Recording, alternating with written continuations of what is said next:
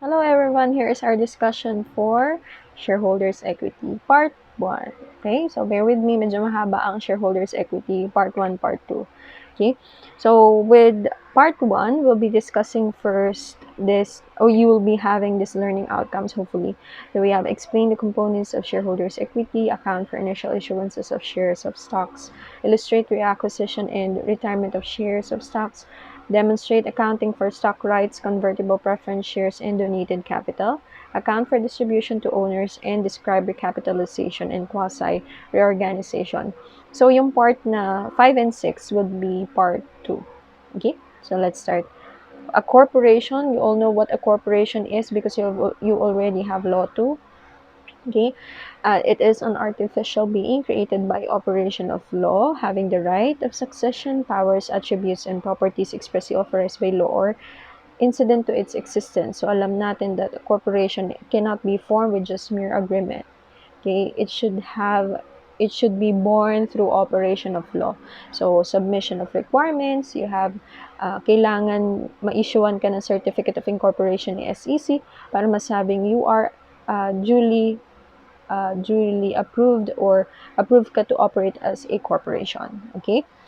And also, we have separate legal entity distinguished from its owners. You have the corporate veil na tinatawag, wherein the owners ay hindi siya yung parang pangunahing liable with kung ano man ang naging issue of the corporation. The corporation itself is a person. Okay? It's an artificial being. It's a person. So, siya muna yung kumbaga, nasa front lines muna when it comes to issues, liabilities, okay, before the owners, kumbaga, safe yung owners because of the corporate veil na tinatawag. Okay? Then we have, because if you're using the old book, okay, hindi pa pinapasok yung changes in the revised corporation code or yung revised corporation code kasi revised siya. Okay, so hindi pa pinapasok. So what I'm going to discuss with you are some lang of the salient changes made in the revised corporation code which will affect our itong discussion natin as a whole on the part of the accounting. Kasi on part of the legal matters, syempre mas madami yung changes na naganap. Okay, dun lang ang babanggitin ko lang is yung dito muna sa accounting. Okay, so una, the RCC removed the absolute requirement of having a minimum of 5 individuals in the formation of a corporation. Hindi na required na at least 5 yung founders or yung founding shareholders. Yung incorporators, hindi na required. Kasi nabuo na yung one-person corporation o yung OPC, wherein it is a single shareholder who may be a natural, trust, or an estate. So, hindi siya limited sa tao lang. Pwede siyang trust, pwede siyang estate.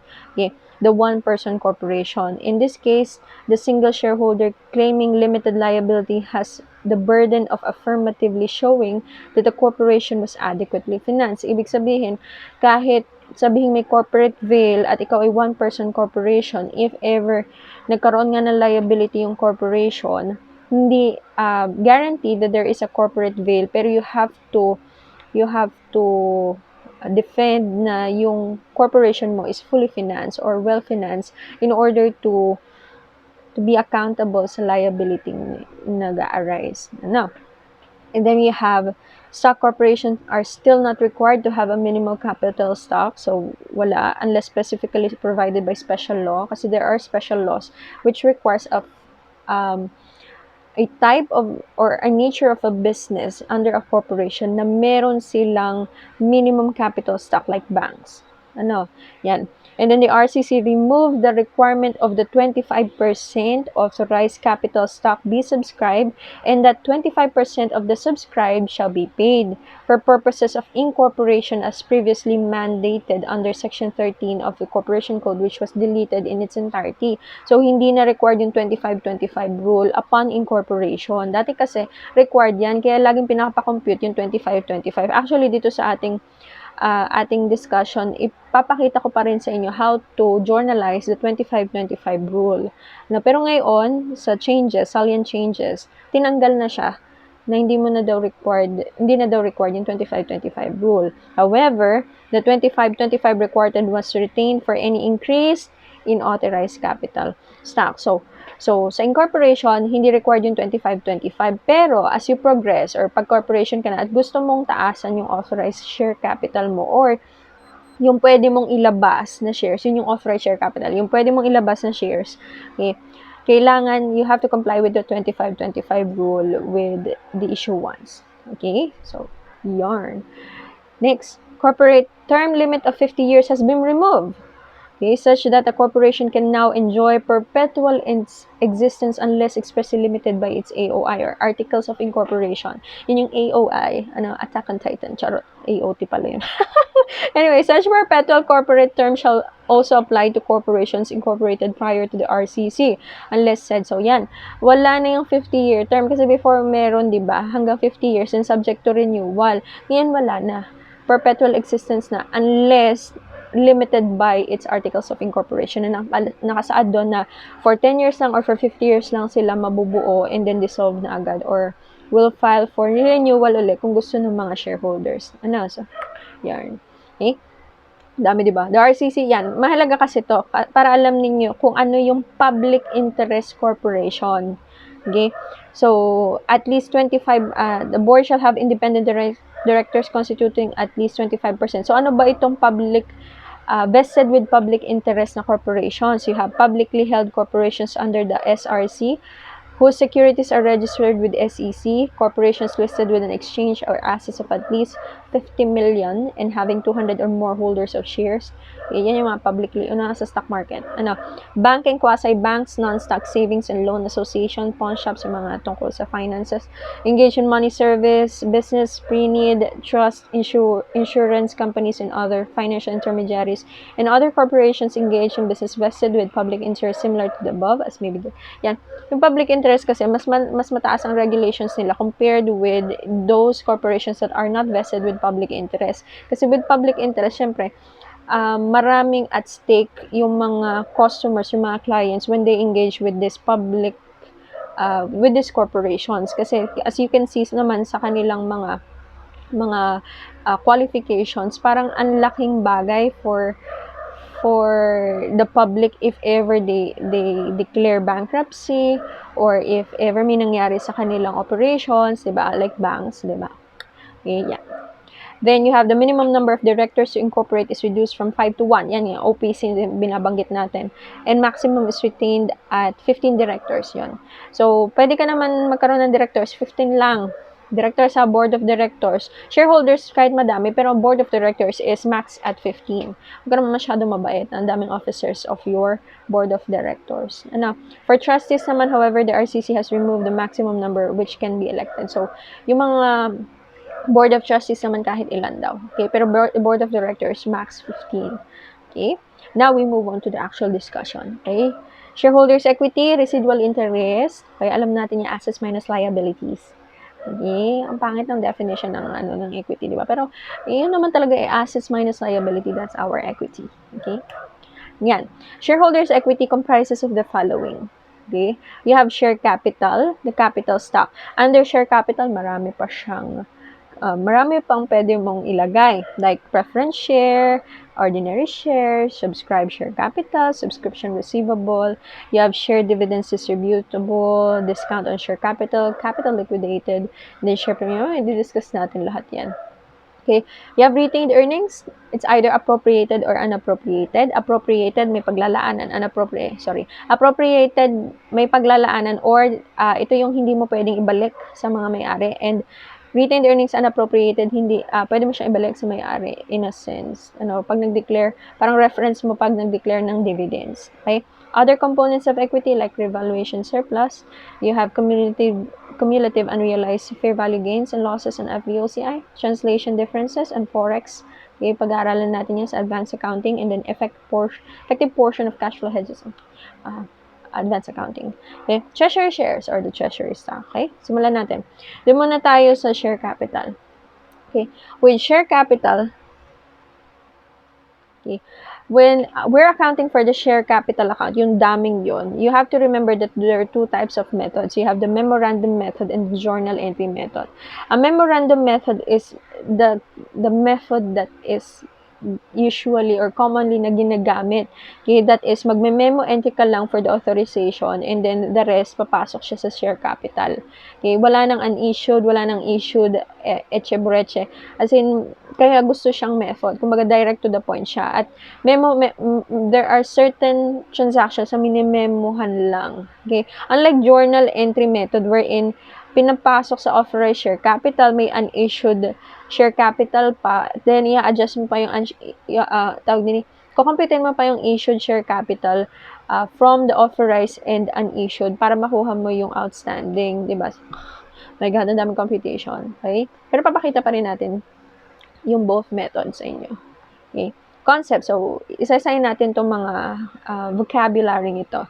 You have authorized share capital represents a maximum number of shares fixed in the entity's articles of incorporation na pwedeng i-subscribe at i-issue sa shareholders. So, pag sinabing 1 million yung authorized shares na pwedeng i-distribute, hindi ka pwedeng mag-distribute ng 1,000,001 kasi ang nakalagay lang sa articles of incorporation mo, yung authorized share capital mo is 1 million. Man, pwedeng ibaguhin? Yes, you have to revise your articles of incorporation para madagdagan yung authorized share capital mo. Okay? Then you have unissued share capital on the part of the journal entry method. Ito daw yung authorized share capital na hindi pa na-issue and still available for sale. Kasi alam natin with shares, binibili naman talaga siya. Okay? So, yun yung bibili ka sa stock market or bibili ka mismo sa actual company. Depende sa'yo. Okay? Subscription naman, this is the contract between the purchases of shares and the issuer, purchaser of shares and the issuer in which the purchaser promised to buy. So, ito, parang alam niyo yung sasabihin mo lang na, oy, gusto kong bumili ng shares mo. Pwede, mag-subscribe ako sa'yo and then I'm going to pay pag nagkaroon ng sahod sa quincenas. Okay, so parang ganun. And you promise to buy the shares. O kaya pag naglabas sila ng shares, kumbaga sa next announcement nila na maglalabas sila ng shares, nagsabi ka na agad that you will buy a specific number of shares. So, subscription yun. Okay. Subscription receivable, dyan papasok yung mga, di ba nag-subscribe ka so hindi ka pa bayad. On the part of the books of the corporation, subscription receivable siya. And it's a contra equity account. Ibig sabihin, deduction siya. Okay? Subscribed share capital naman is, this one is yung portion na of the authorized share capital that is subscribed but not yet issued. So, hindi pa nababayaran. Share capital, portion of the authorized share capital na issued na at nabayaran na. Okay? Ibig sabihin na fully paid na siya at nabigyan na ng certificate, ng share certificate yung shareholder na nagbayad. Okay? At yung shares, yan, yung document that evidences ownership of a share. Okay, pag wala ka niyan, hindi mo masasabing shareholder ka ng isang company. Kasi doon nakalagay kung yung pangalan mo, kung magkano yung shares na binili mo, ilan yung shares, at kung kailan mo binili, nakapirma ang corporation. Okay? At that is part of your portfolio. Kita mo yung mga businessmen sa mga American movies na may dala-dalang briefcase and then yun daw yung investment portfolio nila. Okay, doon nakalagay yung mga shares. Okay, share certificate. Kaya sinatsaga nila malalaki yung briefcase nila kasi minsan malaki yung share certificate na pwedeng ipa-frame chart. Okay. Yun. Then you have yan. Okay. Let's take a look at how we journalize the transactions regarding share capital. So, when you are journalizing authorized capitalization, like for example, on January 1, 20X1, Stray Kids Co.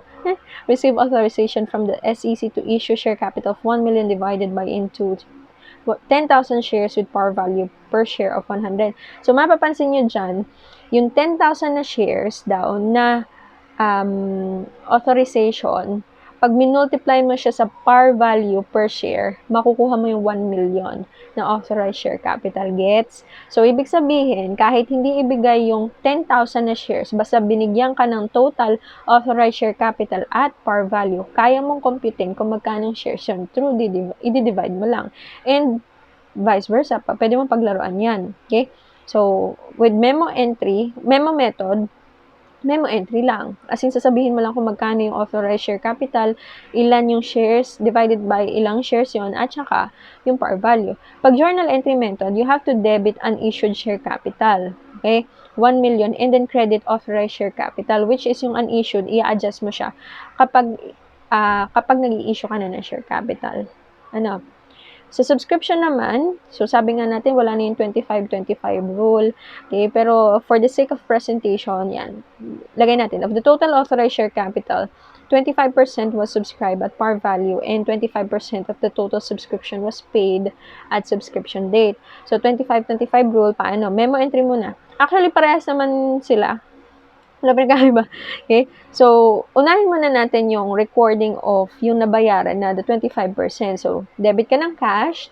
Paano computein, ma'am, yung 1 million na authorized share capital times yung subscribed.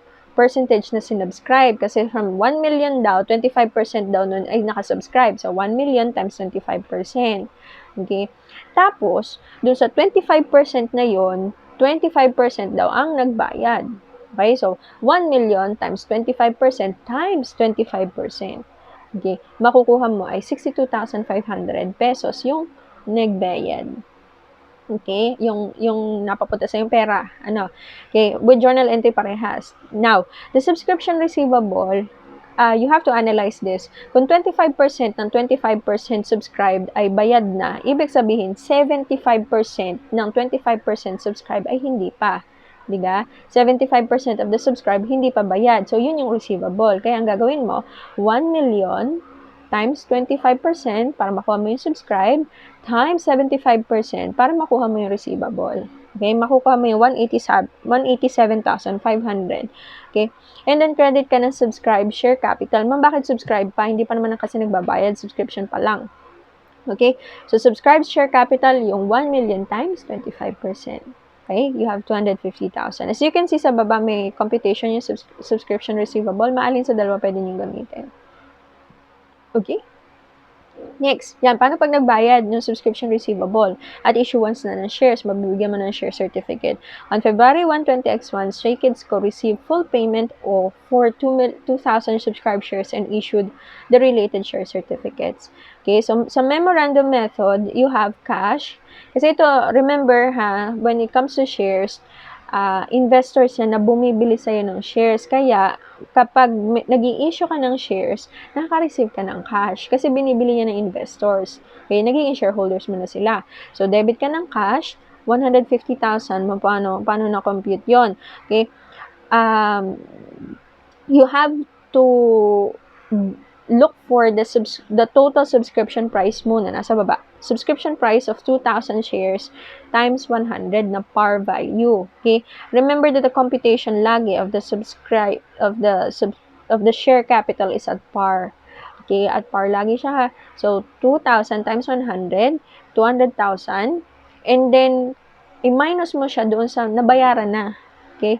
So, 200,000 times 25%. Ma'am, saan galing yung 25? Yung kanina yung sa 25-25 rule na 25% daw ay bayad na. Okay? So, 25%, so 50,000 na bayaran na. Ibig sabihin, ang nakolekta niya through this illustration is 150,000.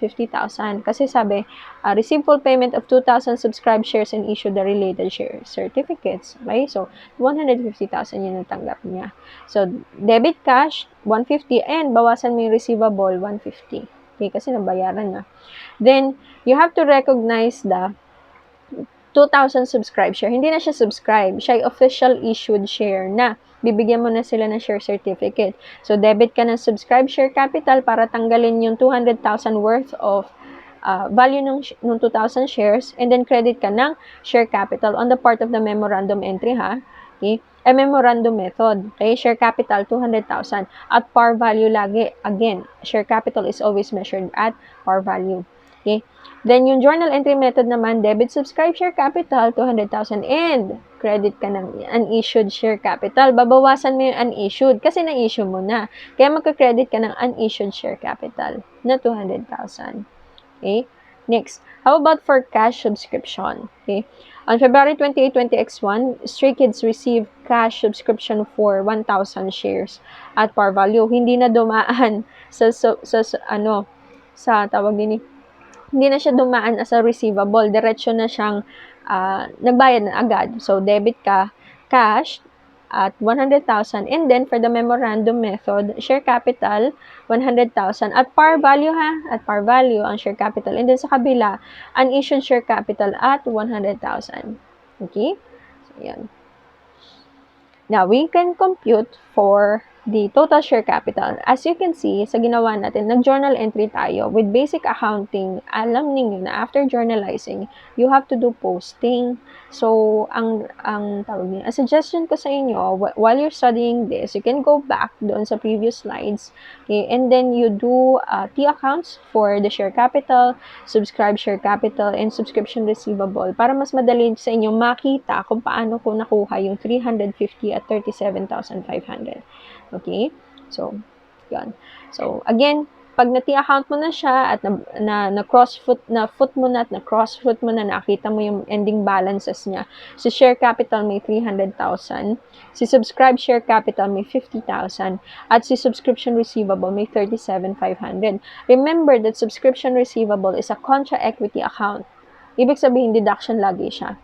Okay? So, ang total share capital mo, pag in-add mo yung share capital plus subscribe share capital minus the subscription receivable, you'll have 312,500.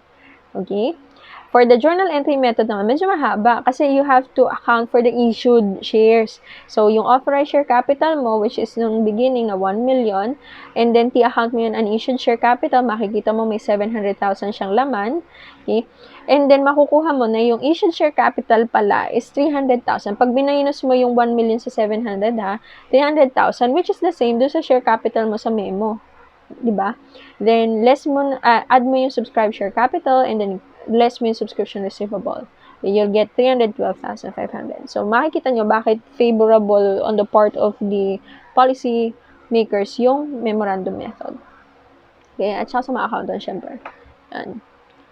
Next, we now go to the classes of share capital, yung ordinary shares, preference shares, yan. With ordinary shares, it's also called common stock. So, huwag kayong malilito na, hala, ma'am, ano ito? Common stock, ordinary shares yon. So, with ordinary shares, this represents a residual corporate interest, okay, that bears the ultimate risk of loss and receives the benefits of success. Bakit? Yan yung parang default na type ng share capital, type of stock na pwedeng i-issue. Wherein, siya yung, tawag din kumbaga, kung may preference share ka man, dapat meron ding ordinary shares. Necessarying laging may ordinary shares. Okay? So, yung preference shares kasi, may preference siya over something, over equity, over assets. Kumbaga, nauuna sila in a certain sense sa mga dividends. Pero the ordinary shares, may benefit pa rin naman. Kahit si preference ay parang may special characteristic. Ordinary shares is mas preferred ng marami because, sasabihin ko sa inyo, okay, merong basic rights yung ordinary shareholders or those who possess or those who buy ordinary shares. Compared with preference shares, ordinary shares is mas mura. Okay? Kasi walang preference siya over something. Kaya sa preference shares kasi mahal. Kasi parang binabayaran mo yung special feature niya. So with ordinary shares, you have the right to attend and vote in the shareholders meeting. O, di ba? Upo ka kahit may 1 share ka lang. Pwede kang umattend ng shareholders meeting and vote. Okay? Right to purchase additional share or yung tinatawag na preemptive right. Okay, wherein bago ilabas sa public yung number of shares na i-issue, okay, or yung mga shares na i-issue nila for that period, i-offer muna siya sa mga existing shareholders para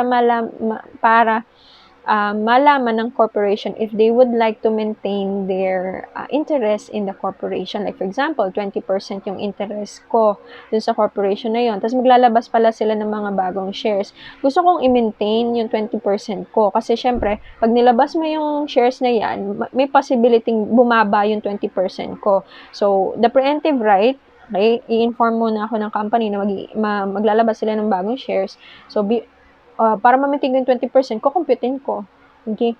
So, I will buy the additional shares equivalent dun sa computation ko para ma-maintain ko yung 20% interest ko kasi ayaw kong maungusan sa corporation. Okay? So, with 20% shares, through investments na diniscuss sa intermediate accounting, you know that you have significant influence over the company. So, kaya marami mga shareholders ang nagmamaktol kapag hindi sila na-inform regarding preemptive right. Okay, na pwede, na naglabas wala ng shares but hindi sinabi. Okay, kasi conscious sila if they have significant influence or if they control the company. So yan. right to share in the corporate profits, so right to dividends. So yung dividends po, yan po ay dividendo in Tagalog. Okay? Binibigay yan sa mga investors. Okay? As a form of, in a sense, ay parang profit na nila, profit sharing. Ano? And then, right to share in the net assets of the corporation upon liquidation. So, syempre, pag nag-liquidate ang isang company, dahil you have ordinary shares, kasama ka sa iproprorate na pagbalik, return of the assets or return of investment doon sa corporation. Okay? So, again, ang pinaka-favorite nila dyan ay yung right to vote. So, mga vote, board of directors. Kasi alam natin na ang pinaka-bossing is shareholders. Pero dahil madami sila, may ina-assign silang board of directors to supervise the management. Okay? So, pagdami ng shares mo, pagdami ng number of votes na pwede mong i-cast, so for example, I have 10,000 shares, I have 10,000 votes. Pwede kong i-vote ang sarili ko? Yes, pwede kong i-vote ang sarili ko with the 10,000 shares. Okay? So, kung gusto ko umupo as chairman of the board, I have 10,000 shares, I will vote the 10,000 votes sa akin. Okay? Kapal mo ka, di ba? Okay, pero usually naman, because nga, for example, gusto mo lang maging shareholder, so mamimili ka lang from the prospects kung sino yung gusto mong pag-alayan ng 10,000 shares. Kaya kung mapapansin nyo, ang nakaupo sa board of directors is usually yung mga may-ari or yung mga controlling interest na sinasabi. Like, for example, chairman of the board dati si Henry C. Bakit? Kasi siya yung, halos 75% ng shares of SM ay kanya. So, ibig sabihin, kung 1 million shares yon, tapos 75% kanya, 750 votes yung kanya. So, parang majority carried na kung binoto niya yung sarili niya, di ba? So, kaya siya yung usually chairman of the board. Okay, so ganun po yung voting for the ordinary shares. So, yon. Yan. You have different categories for ordinary shares kasi syempre mas in favor pa rin. Kumbaga, binibigyan nila ng special treatment yung mga incorporators or yung mga original na mga may-ari ng company like Class A, Class B na merong super voting rights. Okay? So, depende yon sa company policy if they have special ordinary shares. Okay? With preference shares naman, they have preference or priority claim over dividends and or net assets of the corporation in event of liquidation. So, ito, parang, kasi nga special siya, mas maraming nag-i-invest dun sa company because of this preference share or the preferred stock. Okay? Kasi, for example, naglabas ng dividendo at ikaw ay nakabili ng preference shares na sabi sa kasunduan, makakatanggap ka ng 100,000 pesos upon issuance of upon every issuance of dividends. Okay? So, kung nag-announce, nag-declare ng dividends ay ilalabas as preference shareholder yun nga, napangakuan kang ganon, ikaw muna yung unang bibigyan ng 100,000 pesos na dividends. Ganon yon. Kaya mahal ang preference shares. Pero nakaka-appeal siya sa mata kasi sure win ka every dividend declaration na may matatanggap kang dividends. Unlike ordinary shares na kapag naibigay sa preference shares yung mga dividends, kung magkano yung tira, paghahati-hatian lahat yun ng ordinary shareholders. Okay, ganun yung ordinary shares ha. So, in a sense, ay parang yun nga, special itong preference shares. Pero, may downside to. For example nga, nasabi mo na sa preference shares ay 100,000 per dividend declaration. So, paano kung ang nilabas ng isang company is 50 million pesos as dividends? Tapos, ikaw ay preference shareholder, si tuwa-tuwa ka, may 100,000 ka. Tapos, per computation na matatanggap ng ordinary shareholders, umabot sa 300,000 yung matatanggap ng per ordinary shareholder. So, sino ang dehado? Ikaw, kasi 100 lang yung natanggap mo. Pero dahil preference shareholder ka, wala kang say. After maibigay yung mga ipinangako sa preference shareholders, kung magkano yung tira, paghahati-hatian ng ordinary shareholders. Pag malaki, win-win situation ng the ordinary shareholders. Pag maliit, yan. Minsan wala natatanggap ang ordinary shareholders, pero okay lang yun on their part, basta may voting rights sila. Preference shareholder, walang voting right? Wala. Okay, walang voting right ang mga yan. So, pwede lang sila umattend ng shareholders meeting, pero hindi sila makakaboto. Okay? Hindi sila makakaboto sa sarili nila. Yun yung downside of a preference shareholder. Ma'am, pwedeng ako ay bumili ng ordinary at preference? Yes, pwede yun. Para best of both worlds meron ka. Okay. Yun ang pinagkaiba ng preference with ordinary. I hope you understand that. Okay?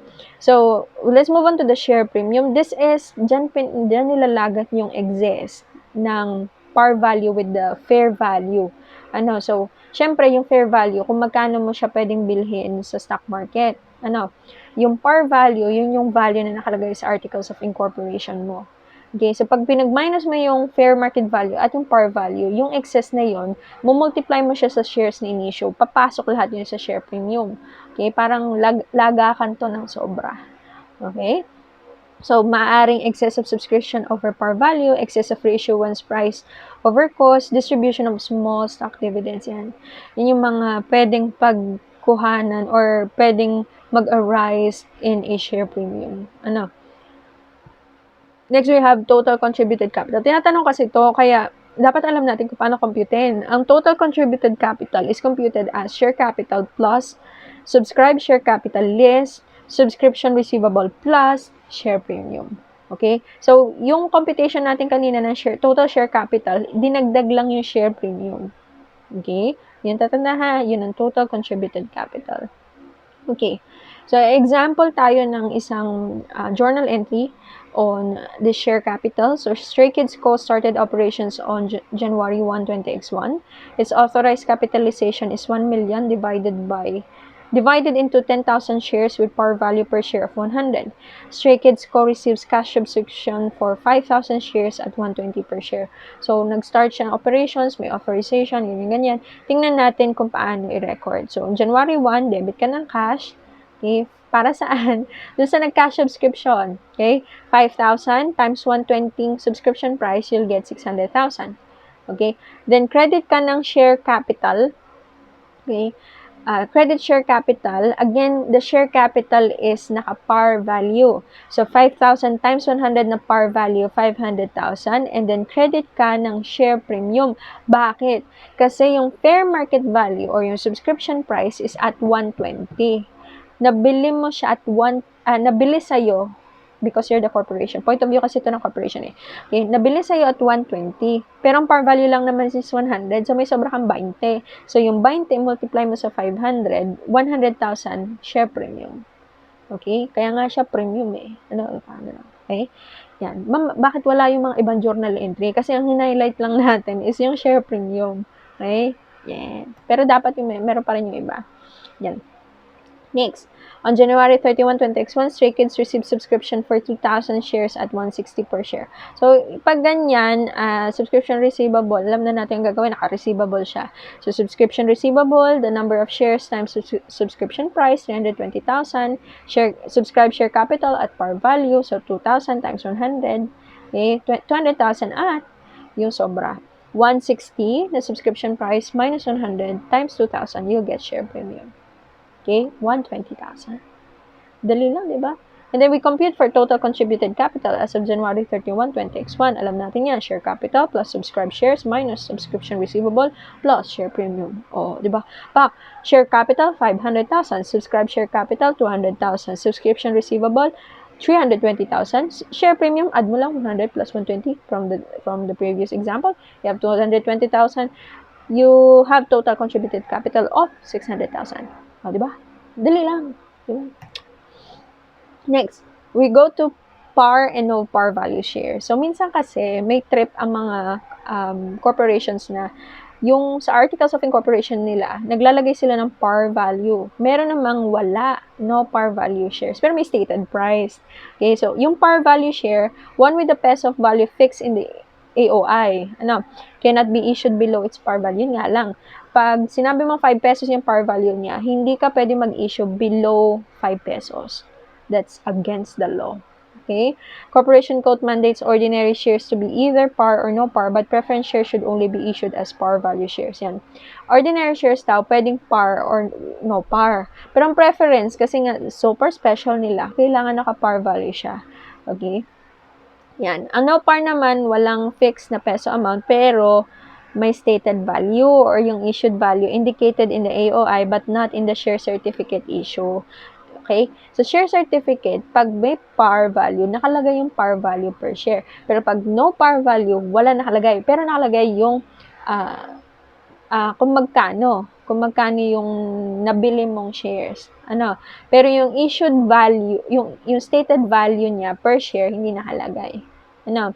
Should not be issued for consideration less than 5 pesos per share. Yun nga lang. So, yung stated value, hindi pwedeng 4. Hindi pwedeng 4 pesos per share. Kasi sabi, should not be issued for consideration less than 5. So, pwedeng 5 pesos and above. Hindi pwedeng 4 pesos and below. Okay, kasi lugi ka. Okay. Yan. Next, we go to legal capital. Ang legal capital daw is portion of the contributed capital na hindi mo pwedeng i-distribute pabalik sa may-ari or dun sa shareholders mo. Okay? During the lifetime of the corporation unless dissolve na yung corporation or will undergo liquidation na. Okay? Wherein all of its liabilities ay babayaran na. Okay? So, based on the concept of trust fund doctrine, trust fund doctrine sinasabi na the share capital of a corporation is a trust fund held by the corporation of its creditors. Okay? Pero protection of its creditors. So, yung sa trust fund doctrine, inilalagak doon ng shareholders lahat ng kanilang investment doon sa company. Yun yung paniniwala sa trust fund doctrine para sa lahat ng creditors ng corporation may pambayad. So yung ibabalik mo sa amin as shareholders is hindi yung aming investment, kundi yung profits na nanganak from our investments. Yun lang muna ibalik mo sa amin. Kasi pag nagbalik ka sa amin ng aming investment na, return of investment na, anong pambabayad mo sa mga sa mga creditors mo? Diba? So, yan. So, for computation, pag par value, aggregate lang daw ng shares issued and subscribed capital. Pag no par, total consideration received or receivable from shares issued or subscribed refers to the subscription price inclusive of any amount in excess of stated value. Example. So, this is a financial position of Stray Kids Co. Check. Okay, so 6% preference share capital, 100 par value. Yung 6%, ibig sabihin nun, pag naglabas ng dividend, 6% kanya. Okay? So, 200,000, may share siya dun sa 6%. Share premium, preference share capital, 50,000. Ordinary share, 800. Share premium OS, 300. Subscribe share capital OS, you have 100. And then subscription receivable, ordinary share, 50.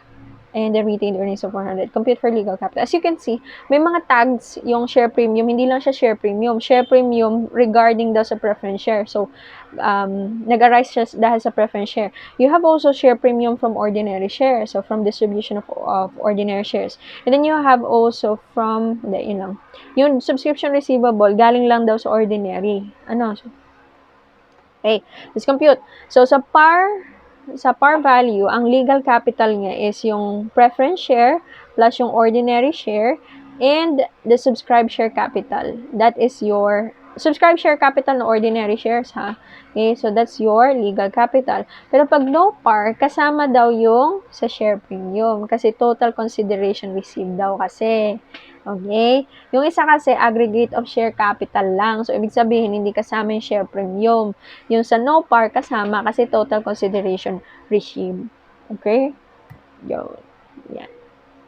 Now, we move on to gastos. Share issuance cost. So, ang example sa shares issuance cost regarding shares is regulatory fees, bayad sa platform for the stock market, and also bayad sa SEC, registrations, yan, annual fees, legal accounting, other professional fees, commission, underwriter. Ang underwriter is siya yung kausap mo, middleman, para maghanap ng pwedeng investor.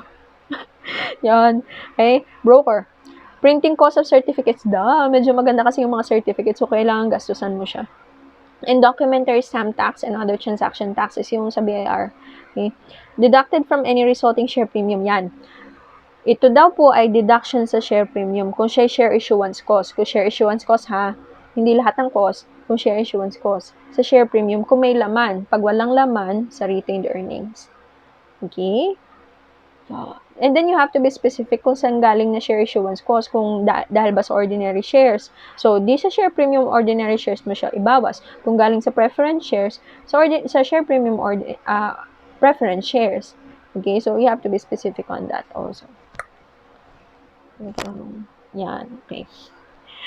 Example, on January 1, 20X1, Stray Kids Co. issued 1,000 shares with par value of 104, 120 per share. Share issuance cost amounted to 5,000. Okay, record natin. So, you have on January 31, unahin mo muna yung na-receive mong cash. So, cash, 1,000 times 120. So, yung na-issue 1,000 times yung fair market value niya 120, 120,000. Credit ka share premium at par, ha? 1,000 times 100. So, 100,000. And then, share premium, yung excess ng 120 sa 100. You have 1,000 times 10 pesos. 1,000 times 20 pesos, 20,000. Okay? And then, dahil may laman ng share premium mong 20 mil, pwede mong ipasok yung 5,000 na share issuance ko. So, debit share premium 5,000, credit cash 5,000. Ma'am, paano pag walang laman? I do retained earnings. Okay. Share issued at a discount, ito po ay hindi pwede. Ito daw ay inisyu mo or pinagbenta mo yung shares mo at below par or stated value. Bawal yon. Okay, bawal yon. So, any deficiency daw is liable sa shareholder na pinagbentahan mo at yung officer na nagbenta. Okay? Often termed as discount liability. Issuing shares below par or stated value is prohibited only on original issuance. Okay? So, hindi siya pwede at original issuance. Ibig sabihin from company, from corporation to the stock market or sa broker. Pwede yon. Hindi yung pwede at original issuance. Pero, pag treasury shares na ang pinag-uusapan natin, mamaya pag-uusapan natin kung anong treasury shares. That is yung shares na inisyo mo sa shareholders mo at binili mo ulit from the shareholders. So, pwede mo daw siyang i-issue at below par or stated value. Okay? Pero at original issuance, hindi siya pwede. Okay? Gets? Yan. So, yung watered stocks, okay? So, ito naman daw shares issued for non-cash consideration with fair value that is below par or stated value. Ito naman ay, yung kasing kanina, share at a discount, pera.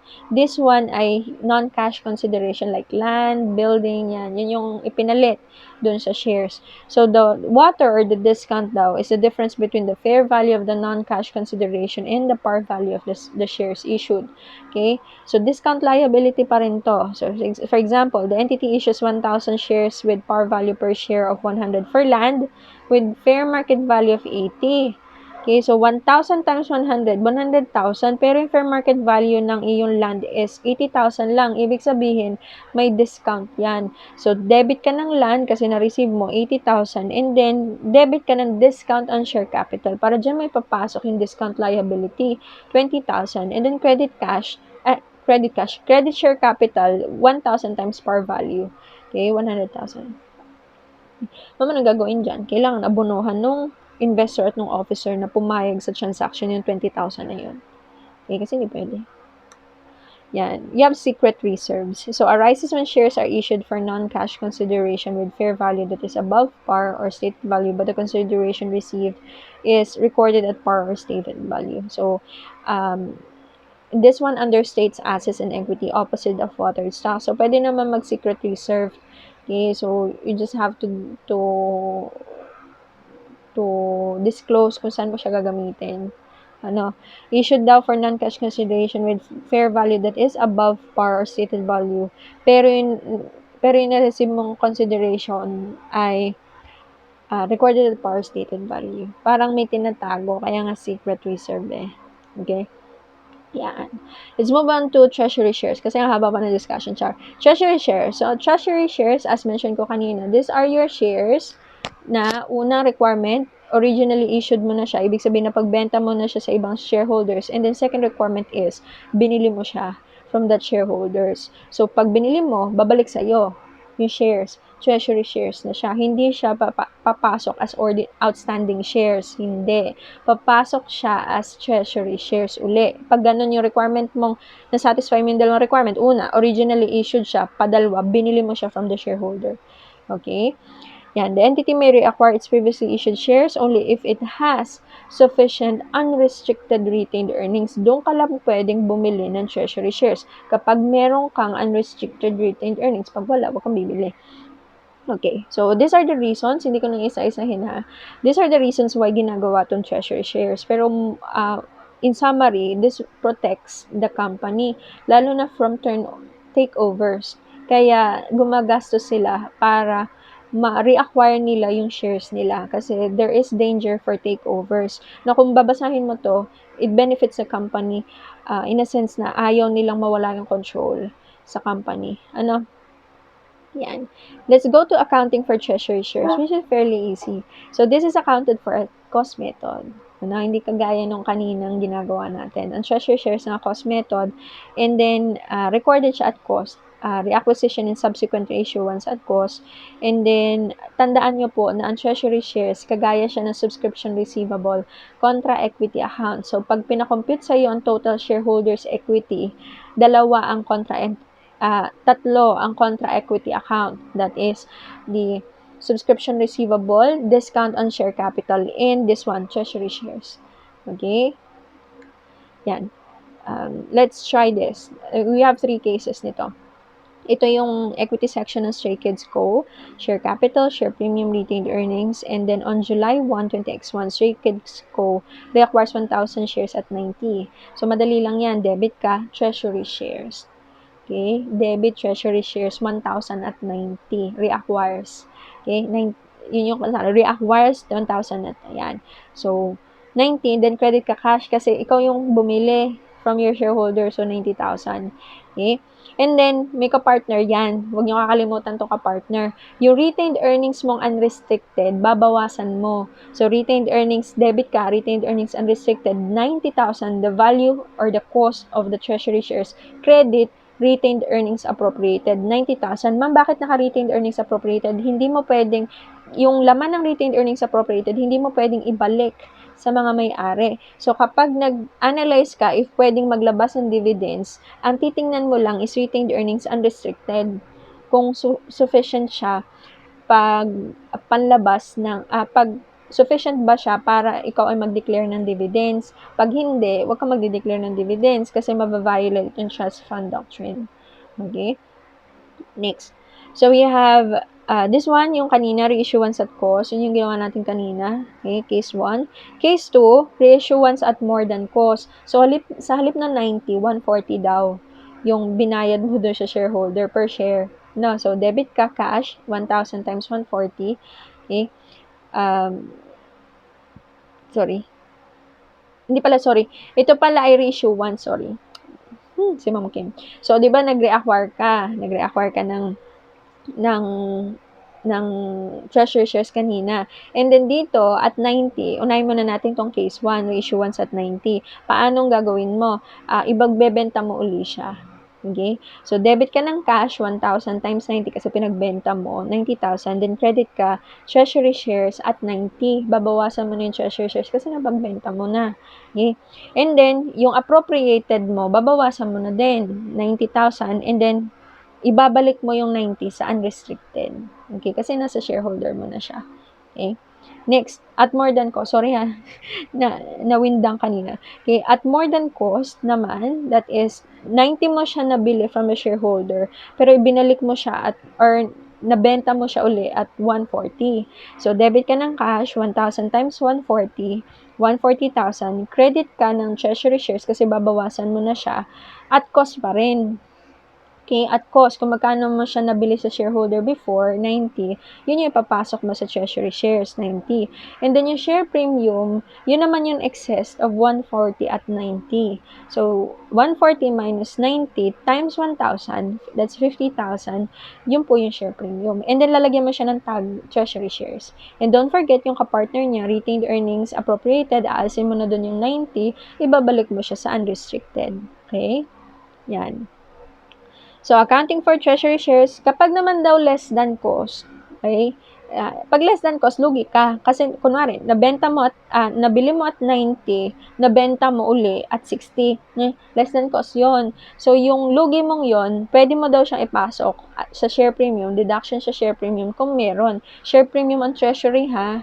Okay, share premium on treasury. Kapag daw walang laman yung share premium on treasury, pwede mo daw siyang ilagay sa retained earnings as a deduction. Okay? Mm-hmm. Example, na-issue daw siya, re-issue at 60, yung sinasabi ko sa inyo. So, debit ka ng cash, 1,000 times 60, 60,000, and then, kunwari may laman yung share premium, okay, na treasury, 1,000 times, sorry, hindi dapat yung 1,000 times 90, dapat yun ay 1,000 times 30, okay? Anyway, so, yung difference between the 60 and the 90, that is 30. Okay, 30,000 yung 30 pesos yung lugi mo times 1,000, 30,000. Kung may laman yung share premium mo, pwede mo dun ipasok. Okay? Pero kung walang laman yung share premium mo, sa retained earnings mo siya ipapasok. In this case, tingnan natin, may laman yung hindi pala sinabi kung anong share premium yon, pero dahil wala naman siyang treasury dati, yun ay share premium ng ordinary share. So kunwari wala siyang share premium, kaya ipinasok siya sa retained earnings. Pero kung may share premium siya, share premium mo na, and then you have to, kung wala, saka share retained earnings 30,000. Then credit ka ng treasury shares 1,000 times 90,000. Okay? Then next, yung kapartner, tanggalin mo sa appropriated yung 90,000, balik mo sa unrestricted. Okay, retained earnings. Okay? So, the effect of the acquisition of treasury shares, syempre, decrease siya in total share, okay, equal to the cost of the reacquired share. At kapag nag-reissue once ka, syempre, mag-increase na uli yung share. Kasi, syempre, papasok na siya uli sa shareholders mo. Okay? Yan.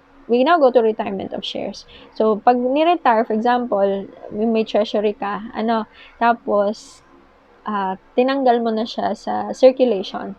Kumbaga, retirement na. Shares are considered retired if they have reacquired and cancelled in accordance with SEC regulations. Retired shares cannot be reissued anymore. So, nawawala na siya sa sirkulasyon. Okay? The total par value and related share premium of the retired shares are also derecognized. Okay? So, any difference between the total amount derecognized and the retirement cost is accounted for as follows. Kapag daw naka-par value, if the par value and related share premium of the retired shares exceed the retirement cost, okay, yung retirement cost yun yung binayad mo, the difference is credited to share premium. So, in a sense, may gain ka dyan kasi nakatipid ka sa retirement cost. Pero kapag mas malaki yung retirement cost mo compared dun sa value ng compared sa par value ng share capital mo plus share premium, lugi ka kasi mas malaki yung ibinayad mo kaysa dun sa value na ni-retire mong shares. Okay? So, pag ganun, yung lugi, papasok mo siya sa share premium on treasury shares and or sa retained earnings kapag wala nang laman yung share premium. Kagaya nung kanina. Okay, so example here, nakalagay na dito may share premium ng treasury shares. Pero actually, the same lang siya nung kanina. You have share capital, share premium, treasury shares, retained earnings. Okay, yan. So, reacquisition, Stray Kids Co. reacquires 1,000 shares at 80 per share on July 1, 20X1 and retires them on September 1. So, unahin muna natin yung nabili niyang treasury. So, debit ka ng treasury shares, 1,000 times 80, 80,000. Credit ka ng cash, 80,000. Yung kaninang ginagawa natin. Then, next, you have to retire them. So, you have to compute muna for the share capital muna na ni-retire. Okay, so 1,000 times 100, alam natin yan, 100,000. So, debit ka ng share capital kasi tatanggalin mo na siya dyan. Okay, next, yung share premium. Yung share premium, pwede ang computation niya is ganito. Yung total share premium before retirement, sa mo yung nakuha, doon sa given 160. Okay, divided by the total issued shares before retirement, 8,000. Paano nakuha yung 8,000? Yung 800 mo sa share capital divided by 100 par. Okay, ganun lang makuha yung issued shares. Okay, 800,000 divided by 100 par, that is the issued shares. So, You have 8,000. So, yung 160 divided by 8,000, meron kang share premium per share from original issuance of 20. Okay? So, yung 20 yun, multiply mo siya sa 1,000 kasi yun yung allocated for the retired. Okay? So, 1,000 times 20, you'll get 20,000. Okay? And then, debit ka din ng treasury shares, credit yun Credit ka ng treasury shares, 1,000 at cost, at 80 pesos. Okay, 80,000. And then, syempre, pag binangga mo yung share capital plus share premium minus treasury shares, nakatipid ka ng 40,000. So, premium yun, share premium on retirement. Okay? Yan. Paano daw po pag retirement cost is greater than original issuance price? So, makikita mo dyan, ay the same, pero yung sa debits, ubusin mo muna yung laman ng share premium mong treasury shares. Okay? Kasi may lugi ka eh. Kasi natanggap mong cash is 140,000. Pero yung value lang ng share premium plus share capital mo is 120. So, lugi ka ng 20. So, paano mo i-allocate yung 20? Yung 5,000, ubusin mo muna laman yung share premium treasury shares. May laman yun eh. So, ubusin mo yung 5,000 doon. Okay? And then, yung remaining ay sa retained earnings, which is a balancing figure. Okay? Kasi lugi ka. So, doon mo ilagay yung, doon mo ilagay yung lugi mo. Okay? So, para ka lang din nag-treasury shares at less than cost. Okay. Next, we have delinquent subscriptions. Ito yung mga hindi nagbayad. Sabi nag-subscribe pero hindi na nagbayad. Okay, anong sabi ng code? A subscriber is declared delinquent if his or her share subscription remains unpaid at due date. So, these delinquent shares are sold at public auction, sinusubasta ng corporation to the highest bidder. So, ang highest bidder ay yung willing magbayad ng offer price or ng certain price for a small number of shares. For example, ang delinquent shares is 10,000. So, sa 10,000, ang offer price nila is, let's say, 200 pesos per share. So, 10,000 times 200. So, that's 200,000. So, 200,000. So, ang highest bidder niyan is sa 10,000, sa 10,000, kukuha siya sa halip na 200,000 yung offer price niya, pwedeng ang gawin sa bidder, pwedeng gawin para maging highest bidder ka, sa halip na 200,000, 150,000 mo lang siya ibigay, o kaya, bilhin, o kaya ay, or kaya ay 100,000. Yun yung isang option, which is pangit kasi kakaunti yung pumapasok na pera on the part of the shareholder of the company. So, ang ginagawa na lang is 200,000 yung offer price, pero sa 200,000, kaya ka magbayad ng 200,000, bigyan mo ako ng 5,000 shares. Okay? From 10,000, bigyan mo ako 5,000 shares. Okay? So, yun yung pwedeng maging highest bidder. Paliitan ng value, paliitan ng shares, ng pwedeng, na willing kunin at a certain offer price. Yun. The offer price includes unpaid balance in the subscription, interest accrued on the subscription, and expenses in the public auction. So, yan. In a sense, parang lugi yung highest bidder, pero sa kanya magagrant yun. So, in a sense, may-ari siya ng company, as shareholder. So, if there are no bidders, a corporation may bid. Yan, yung corporation, pwede siya na yung mag-bid. Okay? Magiging treasury shares nyo yun. Okay? If there are no bidders and the corporation has insufficient retained earnings, subscription is canceled. Sobrang lugi dyan ng company kapag walang bidder, tapos hindi siya makapag-bid kasi wala siyang retained earnings. So, canceled. As you can see, makikita mo naman kanina, no retirement cost, diba, no na-cancel. And cost of public auction is recognized as expense. Yan. I believe we are down to the last part, the sale of different classes of share capital. Okay, the lump sum price or issuance of 2 or more classes of ordinary shares. Yan. Kapag naka-basket price, i-allocate mo. Okay, alam naman natin kung paano mag-allocate pag naka-basket price. So, yon. Kunwari, naka-procure ka ng ordinary shares at preference shares at 3 million. Okay? Kukunin mo yung fair values ng ordinary at preference, and then you have to allocate for the prorated ratios, pag basket price. So, ganun lang yun. Okay? Next, meron tayong yung equity instrument at financial liability, which is already, na-discuss na natin to. Okay? Yung financial, dun sa compound financial instrument.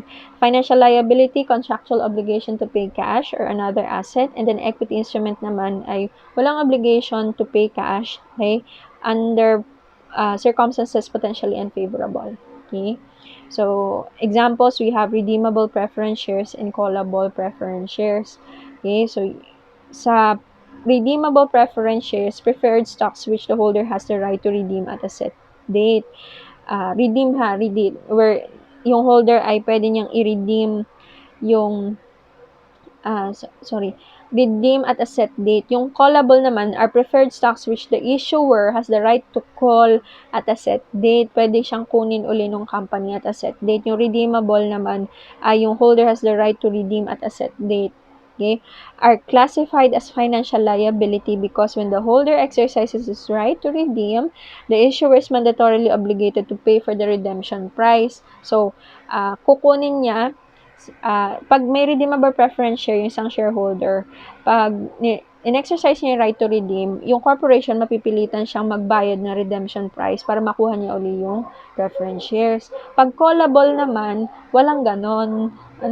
So, are classified as equity instrument because the right to call is at the discretion of the issuer and therefore has no obligation to pay unless it chooses to call on the shares. So, pag pinatawag niya yung shares, yung preference shares na yon, syempre babayaran niya yung shareholder once pinatawag niya ulit. Okay, lugi ka naman kung naka-callable preference shares ka pero hindi pwedeng hindi binili sa iyo. Okay, so bibilhin dapat yon ng company sa iyo. The related dividends are recognized as interest expense in profit or loss, samantalang yung isa is direct deduction sa retained earnings. So, yung redeemable preference shares is the same as retirement of shares, accounting for it. And then yun namang isa, callable ay parang same lang with preference shares. Next, origination of other equity instruments. Okay, so we have corporations may issue equity instruments other than shares of stocks, like for example, stock rights, conversion options, included in convertible bonds and convertible preference shares, which we've already discussed sa compound financial instrument. Yung convertible preference shares, yun lang yung medyo bago. And then detachable warrants issued with bonds and preference shares, and then you have stock options. We've encountered warrants already because the bonds with share warrants, yan. Okay, so didiscuss natin dito is stock rights. Yan, stock rights is issued to existing ordinary shares in relation to their preemptive rights. So ito yung karapatan ng isang shareholder. For example, binigyan ako ng stock right. May karapatan akong, dahil binigyan ako ng stock right, I have the right to exercise my stock right, wherein pwede akong bumili ng isang share at a specific price. So, syempre, yung magsiset ng specific price, yung issuer, yung corporation. For example, pwede daw bumili ng isang share. Sabi ng stock right ko pwede akong bumili ng isang share until December 30, 2021 at a cost of 60 pesos. Sa stock market 160 pesos siya. So mas mataas yung sa stock market kaysa dun sa stock right na value, kaya na 60. So as a stockholder, i-exercise ko yung stock right ko until December 30 kasi yun lang naman ang sabi hanggang December 30 kasi nag-gain ako doon. Sa halip na bumili ako sa stock market na 160, per share daw is 60. Yes, I'm going to get that opportunity. Yun yung stock right. So, offers protection from dilution of ownership interest by giving existing shareholders the right to change to the change to buy shares for the chance to buy shares from a new issue before it is offered from investors. So, ayan. It's either pinapasok siya as a preemptive right, so yung may mga discount. In a sense ay parang discount siya. Hindi discount on share ha, parang discount siya ng corporation sa'yo. Kasi dahil ikaw ay existing shareholder na at may preemptive right kasi pwede mo itong bilhin at this price muna. Bago ko siya ilabas. Okay? Exercise price is usually lower than market value. Yung sinasabi ko sa inyo. And evidenced by share warrants. Okay? Yung share warrants daw po ay certificates that entitle the holder thereof to acquire shares at a certain price within a stated period. So, issued in conjunction with the following. Issuance of stock rights, okay? Issuance of detachable warrants, and issuance of share options. These are sweeteners or equity kicker, para maging attractive sa investors. Kasi we've already discussed this, bonds with share warrants, diba? Na mas gaganahan kang mag-invest kasi you have an opportunity para maging may-ari ng company. So, exercise only with a definite period of time and shall expire thereafter. Yun nga lang, may expiration date. So, kung wala kang pera until that time, mag-expire lang siya. So, accounting for stock rights, tingnan na lang natin sa example. So, yan. This one. Example, pag nag-issue ka ng stock rights, so, issues 10,000 stock rights to its shareholders. Each stock right entitles the holder to purchase one ordinary share of Stray-Kid Co. for 120. The par value per share is 100 and the fair value per share is 150. So, dito, pag issuance, memo entry lang. Okay? Memorandum entry mo lang wherein issued 10,000 stock rights. On the part of the stock rights, okay, to shareholders enabling them to purchase. Okay? Memo entry lang. Pag nag-exercise na, for example, half of the stock rights daw were exercised. So, sa 10,000, 5,000 daw na exercise. So, multiply mo lang siya at subscription price or yung exercise price na 120. Sabi, 120 daw eh. Okay? 120. So, yun yung natanggap mo as a corporation nung in-exercise ng shareholders mo yung stock right niya. So, debit cash, 5,000. That's 10,000 times 1/2. So, 5,000 times 120, 600,000. Then, credit ka ordinary share, yung 5,000 times par value na 100, 500,000. And then, yung difference between the exercise price, 120, and the par value, which is 20,000, times 5,000, you'll have share premium on ordinary shares, 100,000. Okay? Again, ang pagmaminus mo para makuha mo share premium is yung exercise price at yung par value, hindi yung fair value yung binanggit kanina, sasala ka. Okay? Kung ano yung ni-record mo sa journal entry, yun yung magkaka-partner. Okay? Recall. The other half is recalled at 1 per stock right. Binawi ng corporation. Okay? So, pag ni-recall, syempre, dahil binawi, babayaran mo. Okay? Debit, share premium on ordinary shares. So, babawasan mo dyan kasi dyan, kumbaga in a sense, dyan may papasok yung lugi mo in a sense. 5,000 and then credit cash, kasi nagbayad ka, piso. Okay, 5,000 times 1, 5,000 binayad mo sa mga shareholders na binigyan mo ng stock right. Pampaamo lang sa kanila. Yan. Paano man pag nag-expire?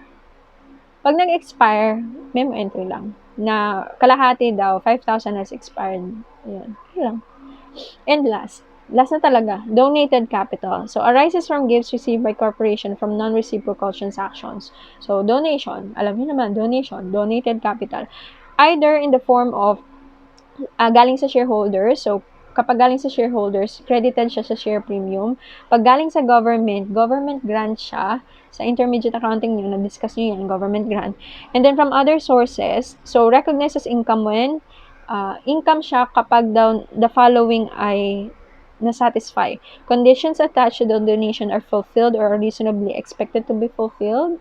You have donation becomes receivable, and then last one is criteria for asset recognition are met. So, babalikan mo yung definition ng asset, kung na-meet niya yung criteria, edi, no. So, donation from shareholders may be in the form of cash. So, kapag cash, measured at amount of cash received or receivable. Pag non-cash asset, at fair value. Kapag entities own share, so, yung initial recognition niya at memo entry. Pero kapag na-reissue mo na siya, again, kapag na-receive mo, yung donated entities own shares, dinonate ng shareholders pabalik sa'yo, okay, memo entry muna yon, and then kapag na-reissue mo na uli, okay, papasok siya as donated shares, okay, and share premium. Nakalimutan ko paano yung account. Okay, as share premium. Okay? So, cash, debit, cash, credit, share, premium. Makikita niyo naman yun sa guided exercises kasi doon ko nilagay yung example for donated capital. Okay? So, yun yung mga tatandaan niyo regarding donated capital. Okay? Yun lang naman. That ends part 1 of shareholders equity. Okay? Again, we've discussed ngayon yung um, salient changes sa corporation, revised corporation code. We have the share capital, different types of shares, ordinary, preference. We have accounting for treasury shares. We have also the share issuance cost. You have, ano ba ito? Donated capitals and retirement. Yan. Yung mga diniscuss natin for part 1. Hopefully, you have learned something from me, okay, during this pre-recorded video, and I'll see you sa graded recitation natin, next meeting. Okay? So if you do have any questions, kindly message me. Bye! Thank you so much.